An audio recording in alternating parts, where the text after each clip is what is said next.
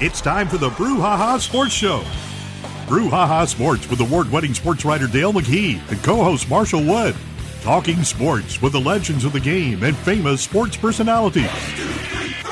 Brouhaha. Now to Marshall and Dale with tonight's guest.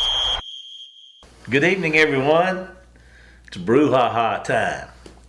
Dale McKee sitting over here, and I'm Marshall Wood sitting next to him, ready to talk a little sports and see what's going on. How are you today, Dale? Everything going your way? Weather's good. It is. Yeah, weather's good. It is good. I like good weather. Yeah, it's not too hot, it's not too cold, it's just kind of right there. I'm not a big fan of bad weather. No, I'm not either, really. Yeah. I'm glad we agree on something. Yeah, we agree. Okay, it's been nice knowing y'all.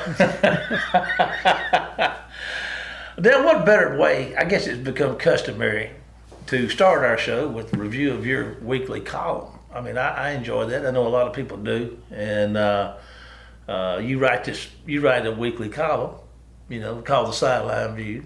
I don't know if you're aware of that or not, but anyway, you do, and it's very good. You've been doing it for 40 years, I suppose. But some information this week, the NFL draft. We got a guest probably going to be talking about some of that tonight, maybe. Yeah, we got Hunter Dawkins. He's a publisher, editor, and a sports writer from down on the Mississippi Gulf Coast, and he covers the Saints on a daily basis almost. So he's going to tell us a little bit about the end of the Saints, but he's also going to tell us about all these Mississippi players and how he thinks they fit in with their various teams. Yeah. That's going to be interesting. I'm looking here at some of the things that you wrote. And one of the things you said was, of course, this is no big shocker. When you took it to NFL draft, the Southeastern Conference had 62 players chosen, over 3 days. That's a lot of players to come out of the conference, isn't it? Well, it was 3 less than last year. Really? Mm-hmm. Wow. Yeah, that's what's wow effect. I mean, that's a lot, and still it's not as many as they had last year. Alabama and Georgia led everyone first round picks. Each had 10. No, they had 10 in the first round. They had 10 overall. 10 overall, right. I think they each had three in the first round, Yeah. I didn't figure they had them all in the first round. But well, I wanted to clarify that. I wanted to clarify that. That's a good thing. Whenever you're dealing with me, you better clarify, because I can get on a tangent, buddy, and I can get out there in left field. That's a baseball term, the left field. Why? Now, where does that come from? He's just out there in left field. You ever heard that?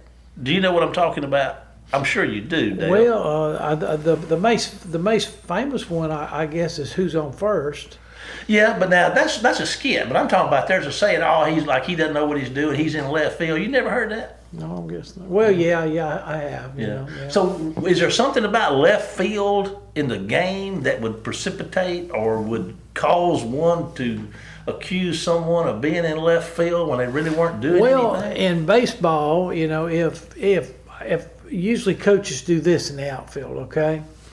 They put their best arm in right field, because the longest throw in baseball is from right field to third base. And they put their fastest guy in center field so he can cover gaps on the right and left between the filters. I think here we come, ladies and gentlemen. And the guy here we come. Here's the drum roll. And the guy in the left field is usually someone that can catch, but he can hit really well. He's the power hitter in the outfield. Okay. The center fielder doesn't have to be a power hitter. Okay. Except if you mount Mike Trout, he does it for fun. But I guess, listen, there was a kid signed up for baseball one time. I won't tell you where, when, or how. but he turned in for baseball, and evidently his mother didn't know much about the game of baseball. So, on the form it asked her, what position does he want to go out for? And she said, well, I don't know the positions, but they usually put him way, way out there. In left field. way out there. Let me ask you something. Where are most of the hits? Now, you probably know this because you know a lot about sports and you know a lot about baseball.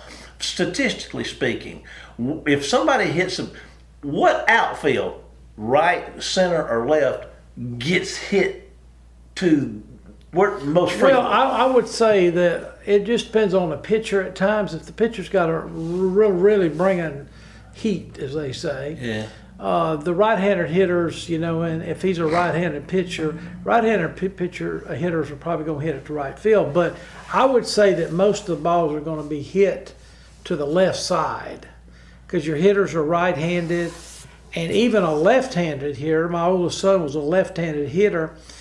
But his power alley was between left and center, especially on a low pitch. He would hit it a certain way, Yeah. So it's really hard to say, and I guess, just watching so much Major League Baseball game is really technically. Now, I know people go and get seats based on if they get a foul ball or not. Yeah, I want to be away from that. Yeah, and it depends on who's pitching that night. If you got a left-handed pitcher, you would sit in a certain place. If you got a right-handed pitcher, you sit in a certain place.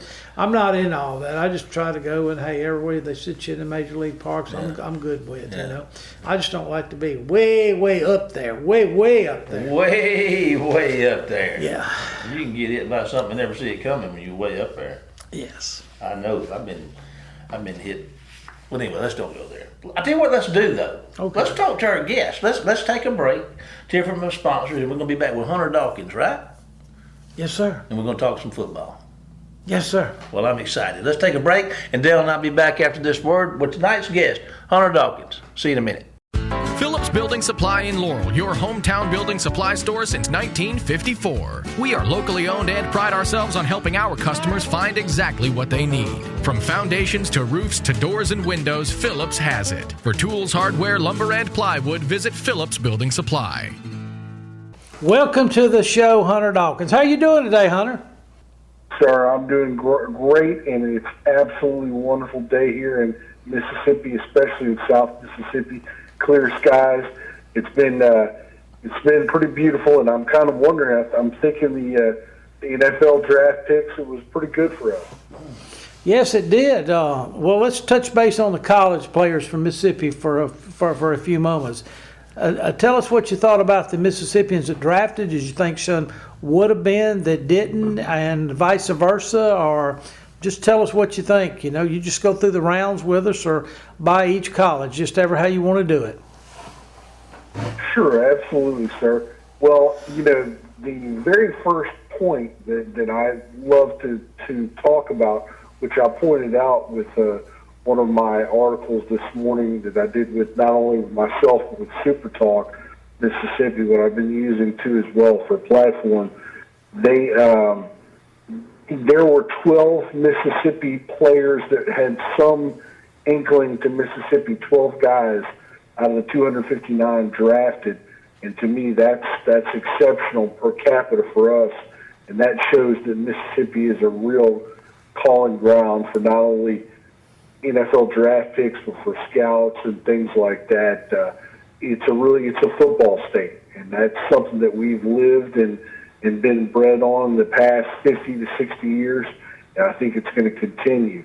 As far as draft picks, the early draft picks I thought were phenomenal, but I'm not surprised. I'm not surprised, even though there might have been some surprises about Emmanuel Forbes, who was selected first at the first round, the 16th pick.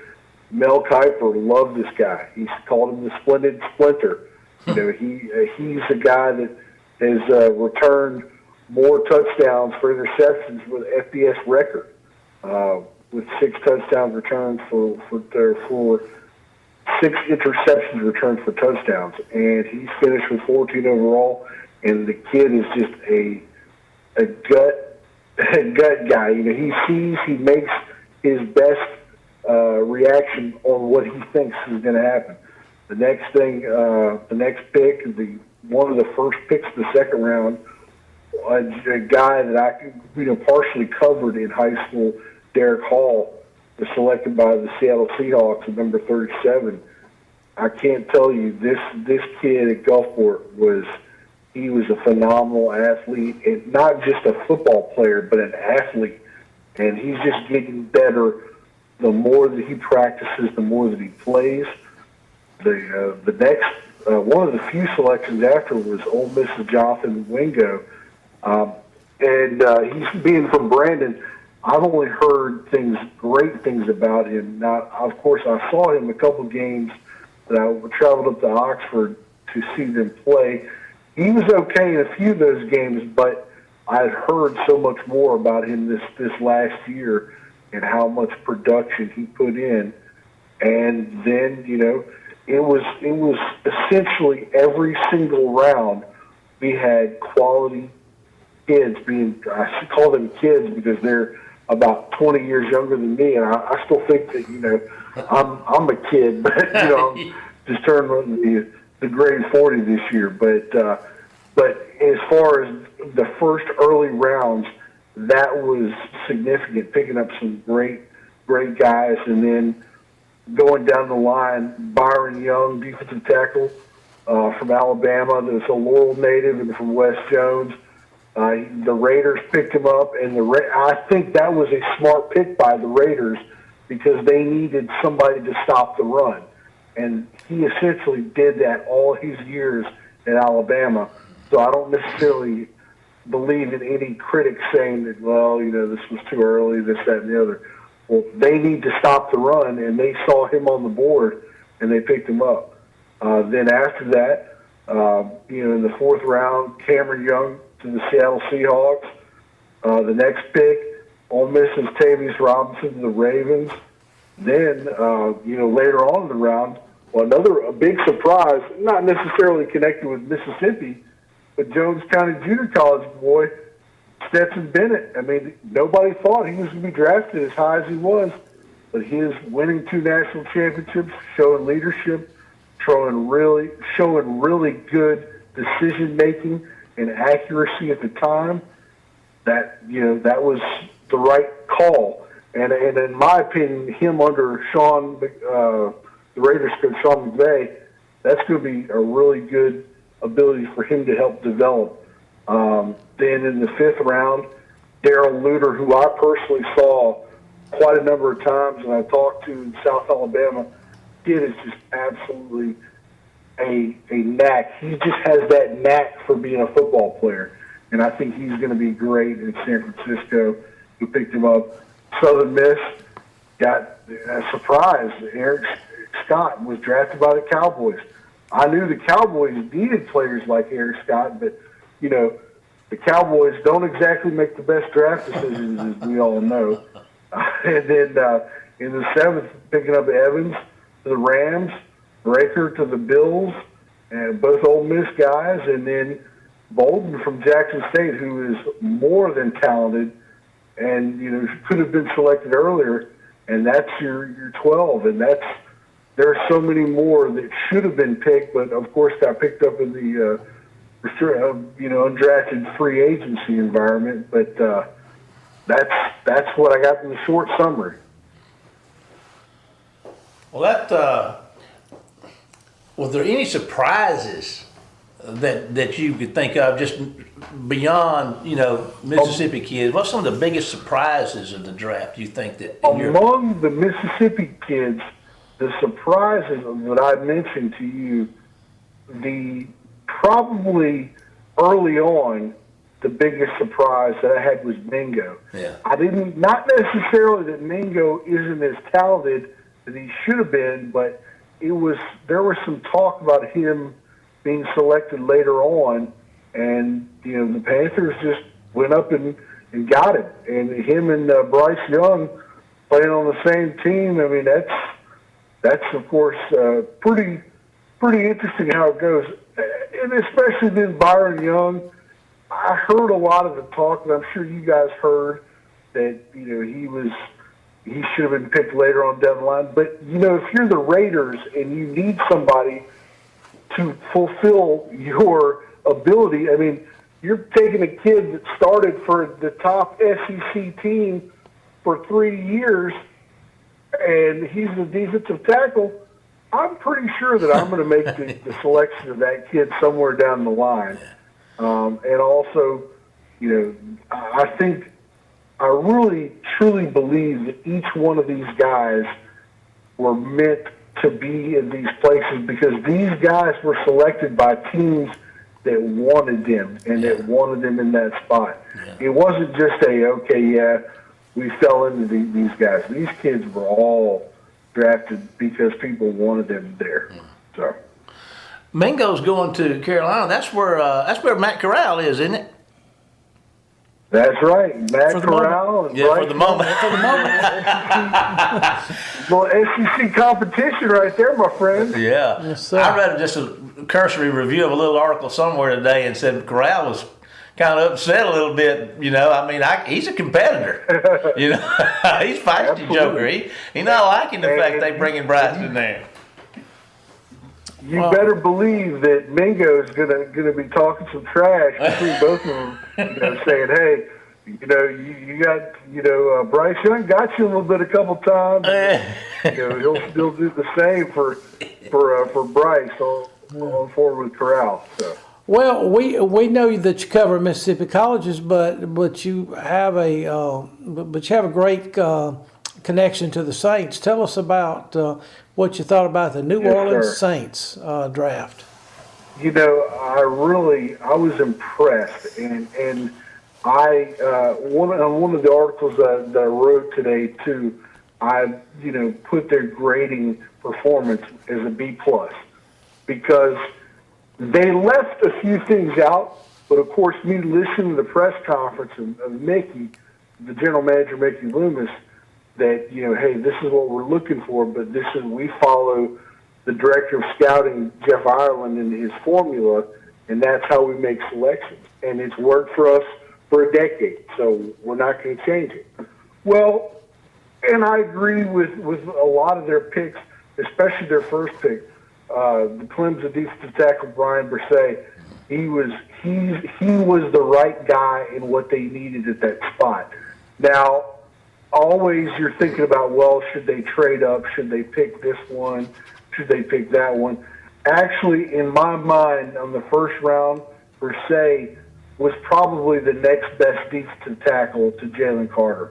And, of course, the Saints traded last year for Olave, their wide receiver Chris Olave, and gave that selection to Philadelphia, or else Jalen Carter would have been theirs. But I certainly think that the Brian Brouhaha is. I think he's going to work out with him quite well. He's certainly big enough, and he's certainly strong enough, and he's overcome some adversity with his sister passing and his ACL injury, and I really think there's nothing but good looks for us from him. And plus, he's got two other veteran guys right in front of him, Kalen Saunders and then Nathan Shepard, who we both picked up off free agency, but it's a bunch of young guys, and it's something that that the New Orleans Saints organization can have three big-time guys to help stop the run for the next 10 years. That's what their hope is. Their second round selection in Isaiah Foskey. Isaiah is a great player, college player at least, from Notre Dame, and he showed a lot of promise. I'm not necessarily sure picking him in the second round was the right move, and not necessarily because picking him up, it's more or less they could have picked him up possibly in the third round, if they really wanted him, and obviously they did, and that was just a little bit surprising move because the Saints have a need for tight end and linebacker, and that's a selection that they did not pick up until the undrafted free agency selection. They picked up a few tight ends and a few linebackers, but that kind of puzzled me right there. The third pick, Kendre Miller from TCU, the running back, solid. That was a 100%, agreed pick because that made sense all the way up and down the line. Then the Saints got a little bit frisky, moving up in the draft on the fourth round, picking up the offensive lineman from Nick Salvaderi from Old Dominion. A really good, solid selection. I don't really, everybody's saying, well, he's only a tackle. Well, according to Dennis Allen, they're going to be training him to play guard. Whether that's a question for Andres Pete or Cesar Ruiz, which they've kind of determined, the team, from what I heard today, has determined they're not necessarily going to pick up the fifth-year option for either one of them. That kind of makes sense of having Saul DeVary. But, you never know. The really surprising pick, though, of the draft was their fourth-round pick, Jake Haener, the quarterback from Fresno State. Not that it's surprising because he's not talented. The kid's got a tons of talent. But is this, where we needed to go? Now, of course, it makes a lot of sense being from Fresno, where Derek Carr is from. Maybe there's a little bit of camaraderie, trying a little bit of shaking up in the quarterback room. Maybe that's kind of a hold on Jameis Winston, where, hey, you better start showing us something during this year, or else we've got a backup that that's kind of there on that. The last two picks were phenomenally good picks. I think Minnesota safety Jordan Howden in the fifth round. He's just a brutal safety that just knocks the hell out of people. And I know this is probably a public broadcast, but I'm going to say that every time because he reminds me of a Ronnie Lott type player. Ronnie Lott style player. Man. Ronnie Lott would knock the hell out of you. I don't care, anybody that watched those San Francisco 49er teams would agree with you on that. Monster. And then the last pick with the A.T. Perry receiver. Now, he's had a little bit of, problems at least here and there off field, but on the field, this guy has got some great talent. He is the best pick for us in a fourth receiver mood. Now we are going into this season with Michael Thomas supposed to be full go and 100%. Derek Carr, him and Thomas are getting along 100%. Olave, Rashad Shaheed, the guy that we've got that can just outrun anybody in, I guess, like related to the old Looney Tunes. What was the Roadrunner? He's just like the Roadrunner, apparently, from what I've heard. And A.T. Perry is a big kid. He can make it happen right across the corner. And that, to me, from the draft, that's a pretty solid draft because we fulfilled a lot of needs and a lot of upcoming future talents that we're looking for. But as you know, we still did leave a little on the table without tight ends and linebackers. All right. Well, listen. You said that you graded each position. Well, what would you give the overall grade to the Saints as far as A, B, C, D? Well, that's what I said. The overall was B+. Okay. If you want me to go over each position, I can, but the overall grade would be for me for B+. Yeah, yes, sir. That was. I mean, a B+ is pretty dang good for the Saints there. But anyway, they have disappointed us way early in the draft over the years. I remember back when they started out, man, some in draft picks. Oh, Lord of mercy. Oh, yeah. Jake Cup, I still remember that. All I need to remind you is Ricky Williams, Mike Ditka. Let's go fishing and go play golf. I don't know if I'll ever want to see that again. Yes. No. All right, now, as you look around the NFL, do you think there was a team that really got a really, really good draft this year? Well, the hard part in that, and I'll tell you this, guys, is I think, certain teams like the Philadelphia Eagles, I think they had probably the best draft. At least, I guess, if you like the University of Georgia, then you might as well like the Eagles. They got their whole team pretty much on there. And Georgia being the national champions, you would think that would be the best draft. Now, but of course, drafts, you don't necessarily know the result until about 2 or 3 years later. But because of the Philadelphia Eagles' performance this last year, I'm pretty sure that they had a pretty darn good draft. And as far as some other teams, San Francisco had a decent draft. The Saints were above average, really above average. The Cowboys, who normally don't exactly do that well, they did outside of the first round. They did okay. And not that Monty Smith is not their player, but I'm not necessarily sure that was who they were aiming for. But he could become a quality defensive tackle. But I think us as the Saints, I think we picked up the one of the best ones. So. All right, listen, and one of the final questions that we have for you, just sitting there watching a little bit of the draft, it's kind of a long process, and the TV's on, you're going in and out of the rooms and answering texts and all this, but what do you think about kind of the fall of Jalen Carter and what brought that on, and maybe the Kentucky quarterback? Was he really going to be number one, like supposedly the rumor got out that Carolina was going with him? What are your thoughts on those two guys in particular? Well, with Carter's scenario, that's one of those scenarios of being a young guy, and putting yourself in position with certain people and people that you either should be with or should not be with, and that just happens just with pretty much everybody in America. I mean, that's just it doesn't necessarily have to do with the kid as much as it does, just who they associate themselves with, and that's those legal troubles. But that should not, ascertain to the player. And I think, but from what I've heard, is that Jalen really needs some veteran leadership.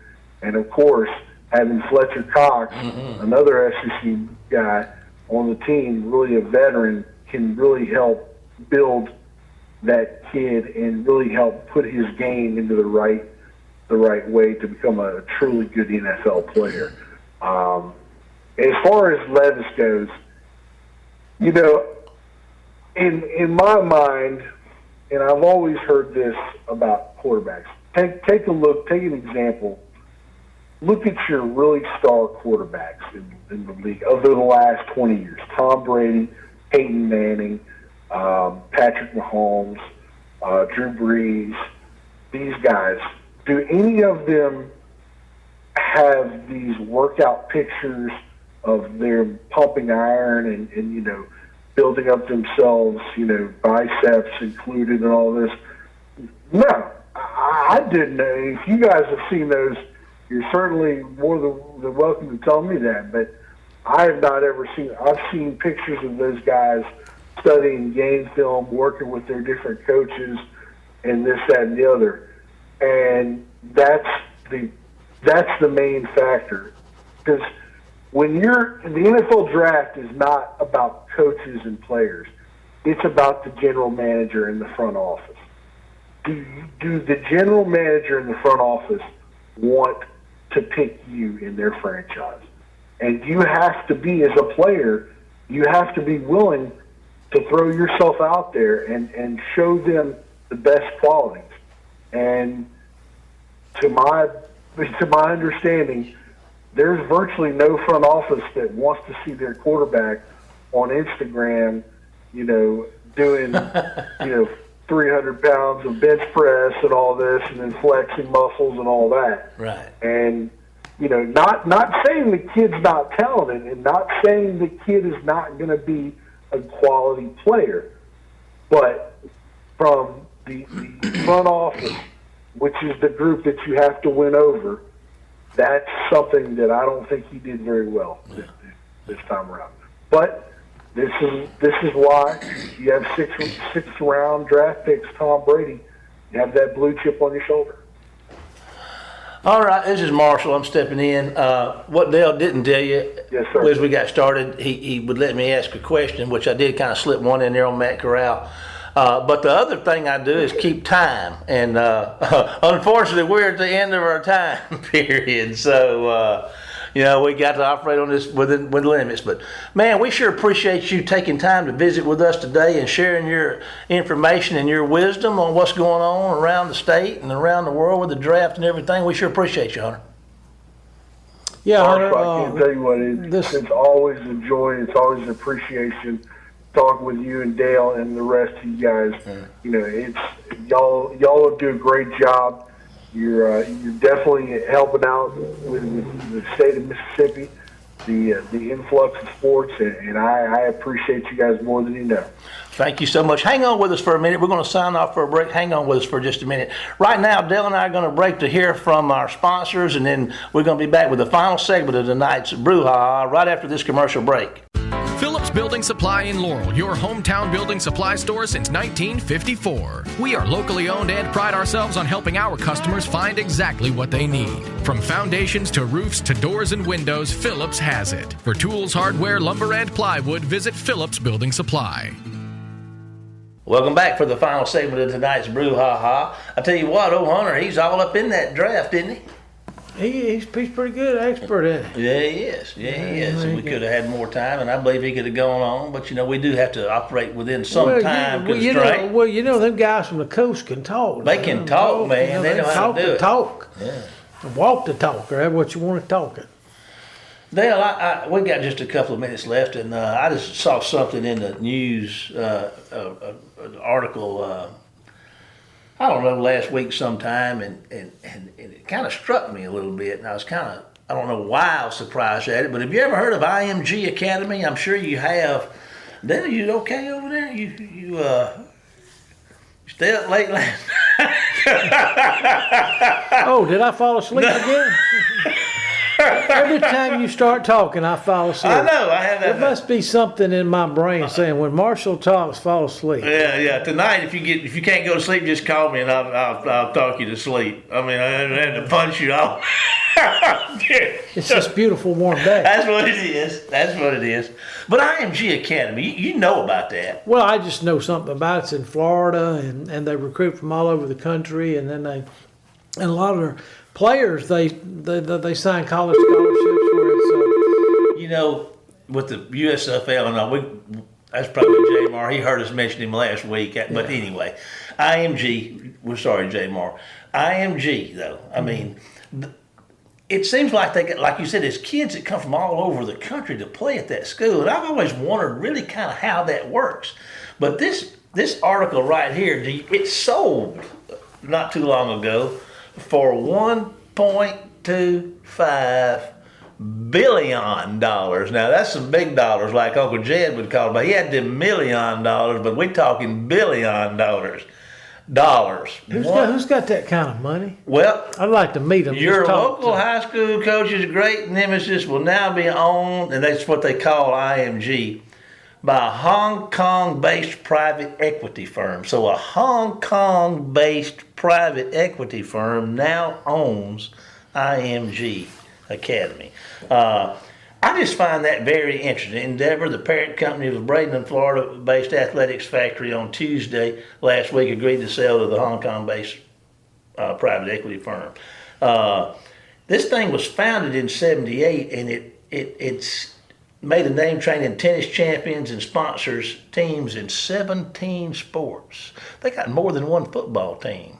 Good do. Yeah, did you know that? No. I say I didn't know that either. It says IMG sponsors 3 high school football teams plus a postgraduate team, and the national team claimed 2020 national championships and numerous top 5 rankings, as the whole program has produced more than 140 college players. You know, a lot of them. Cam Newton went to IMG. Mm-hmm. The quarterback Shea Patterson went to IMG. You know, you remember that guy, don't you? He'd fly with the best of them, though. He took off the first time, got tough, went to Michigan. I'm going to get there. But I just thought that was interesting news to me. As a high school sports factory down here in the United States, owned by an investment group out of Hong Kong. Interesting stuff. Must be some big money in that stuff.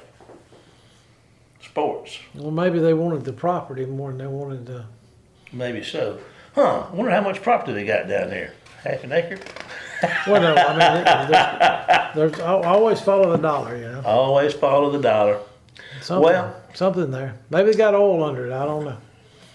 You may have. You know, that's strange because do you remember a couple months ago there were some balloons coming across the United States? That's probably them folks from Hong Kong down there. They picked that out. They picked it out, didn't they? Yeah. They found out where it was and they bought it. That's what you call the Dale McKee conspiracy theory, ladies and gentlemen. Well, Are you one of those conspiracy theorists? I can be. You can be? I bet you can. Let's come up with some great. I tell you what, I charge you, your mission, Mr. McKee, should you choose to accept it, is to, whatever we were talking about, do that. Were you asleep? I was. No, I'm just Okay. just brain dead. Okay. Just brain dead. But anyway, Dale, I hope you have a good week. You know, it's about time for us to take off here in a minute. But I do want to remind everybody that, thanks to Ken Roberts, that we have all of our shows posted on our YouTube channel at the Brouhaha, and you can watch those on demand whenever you get ready. You can also follow us on Facebook. But Dale, we appreciate you and all the things you do for here at the Brouhaha because it is your show. And listen, and you're the one that it's time to say goodbye, Dale. And I'm kind of thinking it might be that time to say goodbye, Dale. Goodbye, Dale. And we'll see you next week for another Brouhaha. Get us out of here, Jamie. You've been listening to the Brouhaha with Dale McKee and Marshall Wood. Heard Tuesday evening, 6 p.m. on WABO. For more of the Brouhaha, follow us during the week on Facebook and WABO.